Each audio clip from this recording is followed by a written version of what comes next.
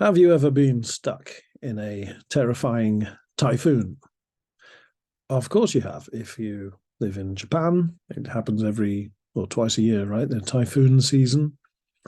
Um, but that was the topic for one of the best English. Well, I call him English, but okay, one of the best writers in English. Actually, his name is Joseph Conrad, and Joseph Conrad was originally, I think, Polish, and he taught himself English in his 20s, I think. So English was his second language. But so he was raised in Poland. I think he could speak fluent French as well. It was in the end of the 19th century, beginning of the 20th century. I think he died about 1920 something. It's in the book. But anyway, he's considered one of the best writers of the English language, and it wasn't even his native language. Quite an amazing guy. He anyway, he wrote one of his best short stories, or I guess it's a novella. Novella is not as long as a novel, but more than just a short story. It's like 100 pages or a little bit more. Too short to be a novel, but too long to be a short story. Anyway, we call it a novella. Anyway, it was called Typhoon, and the story was about a British captain of a steamship. I think it was a steamship. I think it was a steam, or was it sailing? I've read it a long time ago. Maybe steamship. No, no, no. Maybe it was a sail. With sails. Um, Maybe I forget. Anyway, the ship goes through a typhoon.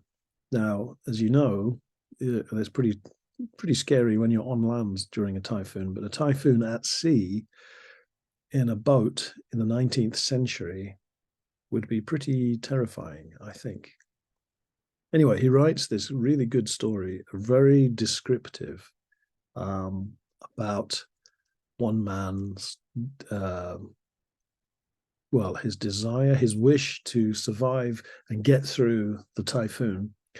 And it's also about, it's kind of a metaphor, I think, for human, what? A metaphor for humans against nature, or I'm not really sure. I can't remember, but also we're not really sure. Is the captain crazy? I mean, he could have gone a different route and avoided the typhoon, but instead he plows straight into the eye of the storm. Anyway, it's quite a dramatic story, and just very emotional and very descriptive of what it's like to be in a storm. Joseph Conrad himself was in the merchant navy, the what on ships that would sell merchant ships for business. So he sailed all around the world. That's where he learned to speak English, actually, on sailing ships.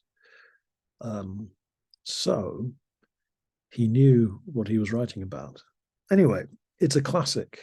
I recommend it. You might want to try it. It might be difficult to read for you, but I think it's one of the classics of literature. So it's good to know about, even if that maybe doesn't interest you. I think modern writers now, we don't write about things like that, battling against nature. But that was a big theme, I think, in the 19th century. Maybe that will come back into fashion with global warming. We're kind of battling against nature now. Anyway, I recommend it. Have a look at it. What else? Yeah, I think that's everything I wanted to say. There are a couple of difficult words. We talked about novella. There's a word used in this, padding. Padding usually means like a cushion. But if you talk about a book, you say there's a lot of padding. That means lots of words without much happening. There's no padding in this novella. It's all action and description of a very dramatic thing, this big storm. There's another word in here, critique. A critique is a criticism, complaining about something or pointing out the bad points of something. I think those are the three words that I've got in bold in the book.